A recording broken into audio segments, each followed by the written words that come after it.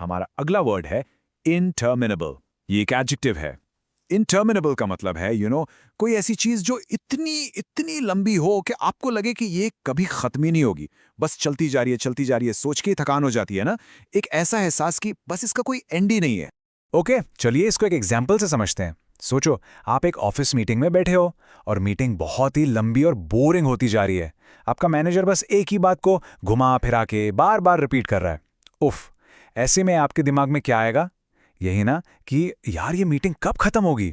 Exactly उस feeling के लिए, उस सिचुएशन के लिए हम ये वर्ड यूज करते हैं।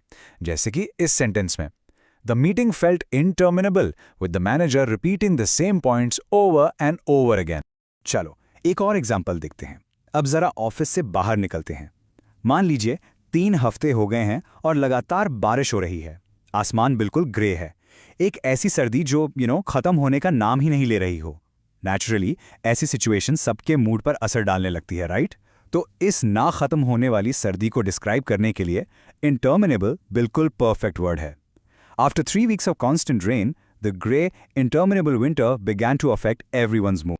और हाँ, ये वर्ड सिर्फ बोरिंग मीटिंग्स या खराब मौसम के लिए नहीं है।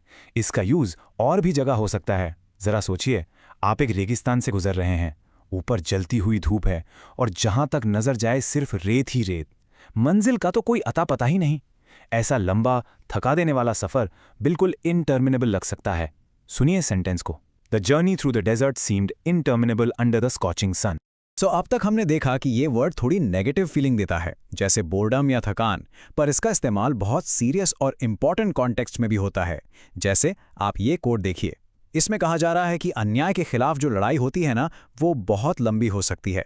इतनी लंबी कि कभी कभी लगता है कि ये शायद कभी खत्म ही नहीं होगी, बिल्कुल इनटर्मिनेबल। लेकिन ये एक ऐसी लड़ाई है जिसे जीतना बहुत जरूरी है।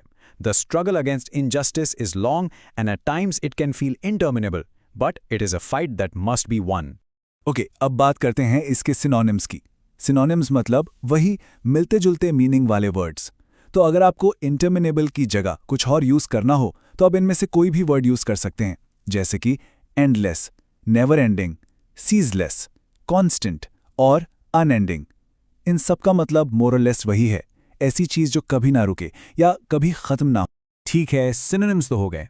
अब इसके उल्टे शब्दों की बात करते हैं, यानी एंटोनिम्स, बिल्कुल ऑपोजिट मीनिंग। तो अगर इनटर्मिनेबल का मतलब है जो कभी खत्म ना हो, तो इसका ऑपोजिट क्या होगा? सिंपल, जो चीज जल्दी खत्म हो जाए, राइट? तो इसके एंटोनिम्स हैं ब्रीफ, शॉर्ट, टेम्पररी, फाइनाइट और लिमिटेड। देखा, ये सारे वर्ड्स इस चीज को डिस्क्राइब करते हैं जो थोड़े टाइम के लिए हो या जिसकी एक लिमिट हो। बस आज के लिए इतना ही। मिलते हैं नेक्स्ट वीडियो में। Happy learning, bye bye.